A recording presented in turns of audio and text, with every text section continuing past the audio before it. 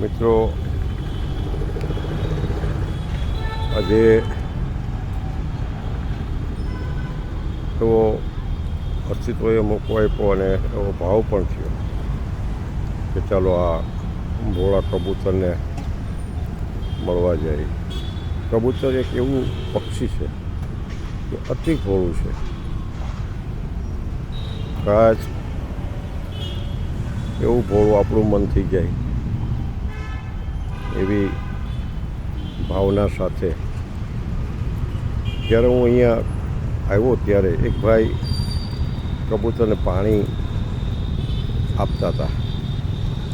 એ ટાંકીઓ જે પડી છે એમાં પાણી ભરતા હતા. મને પણ થયું કે ચાલો આવું સરસ કાર્ય છે, હું પણ સાથ આપું. તો આ દરેક ટાંકીઓ અમે બંને થઈ અને સાફ કરી અને એમાં નવું પાણી ઉમેર્યું. અને નવું પાણી ઉમેર્યા પછી આપ જુઓ છો કે આ કબૂતરની મોજ પાણી સાથે. આવી ગરમીમાં પાણી તો જોઈએ ને, આપણે પણ જોઈએ, એમને પણ જોઈએ. પુણ્ય મળે કે ન મળે એની મને ખબર નથી, પણ આનંદ જરૂર મળે છે, ખુશી જરૂર મળે છે, તૃપ્તિ જરૂર મળે છે. મિત્રો, અવારનવાર હું કહું છું કે જીવનમાં એક કાર્ય એવું હોવું જોઈએ કે જેમાં પૈસા ન મળે, સંપત્તિ ન મળે, પ્રતિષ્ઠા ન મળે, નામ ન મળે, કીર્તિ ન મળે, કંઈ ન મળે, પણ એ હૃદયને સ્પર્શે, એ હૃદયને તૃપ્ત કરે, એ ભાવને જન્મ આપે અને એમાં આનંદ મળે, ખુશી મળે. આવું એક કાર્ય જો આપણા બધા જીવનમાં આદતની જેમ વણાઈ જાય તો મને નથી લાગતું કે બીજું કોઈ આપણે કરવું પડે. પુણ્ય મળે કે ન મળે એ મને ખબર નથી, પણ ખુશી મળે, આનંદ મળે, તૃપ્તિ મળે,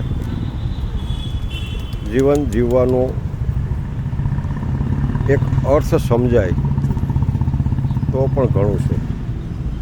મિત્રો, આપ સૌના ગામમાં પણ ઠેક ઠેકાણે આવા ગ્રાઉન્ડમાં કબૂતરોની ચણ લોકો નાખતા હોય છે.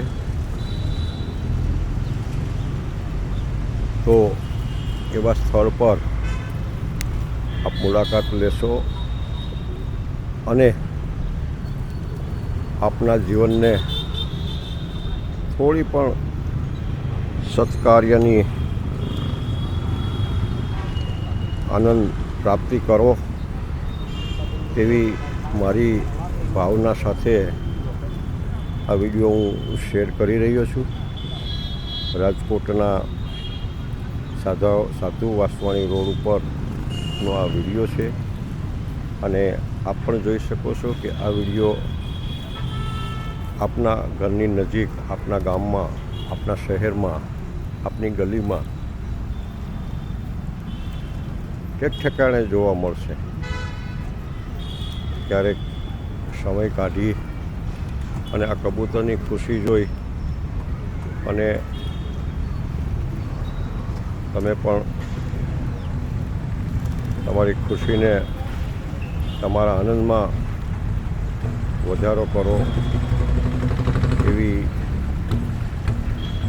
પ્રાર્થના સાથે આજની આ વાત હું પૂરી કરું છું. ફરીથી મોજ અને મસ્તી કરતા અમારા ભોળા કબૂતરને નિરાશથી જોઈ લેજો. મારી વાત અને મારો વિડીયો આપને યોગ્ય લાગે તો શેર જરૂર કરજો.